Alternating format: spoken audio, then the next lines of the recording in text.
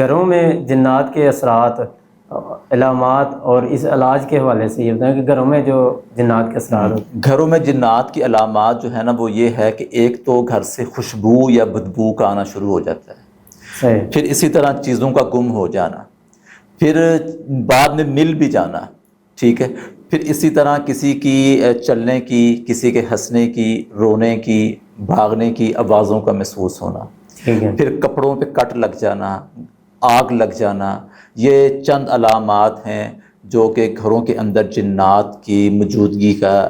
پتہ چلتا ہے کہ لو جی یہاں پر جنات کی موجودگی ہے اور یہ اس گھر والوں کو تنگ کر رہے ہیں۔ اب اس میں اگر کسی کے ساتھ اس طرح کا معاملہ ہے تو اس میں پریشان نہیں ہونا، کیونکہ بعض لوگ کہتے ہیں کہ جی آپ مکان سیل کر دیں،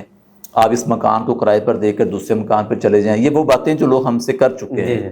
تو پھر میں ان کو بتاتا ہوں کہ بھائی آپ اپنا مکان کیوں سیل کر رہے ہیں، کیوں آپ کرائے پہ جا رہے ہیں؟ بعض دفعہ ایسا ہوتا ہے کہ وہ ماشاءاللہ کروڑوں کی پراپرٹی ہوتی ہے لیکن وہ چند لاکھوں میں جا کر نا وہ ان کو بیچنی پڑ جاتی ہے، مجبور ہو جاتے ہیں لوگ۔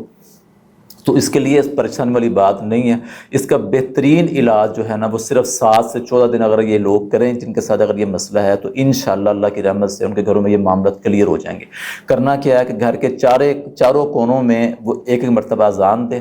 ٹھیک ہے نا، اور اس کے بعد سورۃ الاحقاف کی آخری 7 آیات گھر کے درمیان میں بیٹھ کر بلند آواز سے 3 دفعہ پڑھ لیں۔ یہ عمل ایک دفعہ دن میں کرنا ہے، جس وقت مرضی کر لیں۔ نمازوں کی بھی بندی کریں، اپنے اذکار کی بھی بندی کریں، جو غیر شرعی اعمال ہوتے ہیں گھروں کے اندر ان کو چھوڑ دیں، تصویروں کا ہونا، پھر اسی طرح کتے کا ہونا، ٹھیک ہے نا، جس سے رحمت کے فرشتے نہیں آتے، میوزک وغیرہ کے آلات جو ہیں وہ ان کو گھروں سے نکالیں، ختم کریں۔ رحمت کے فرشتے آئیں گے تو آپ کا پڑا ہوا اثر بھی کرے گا۔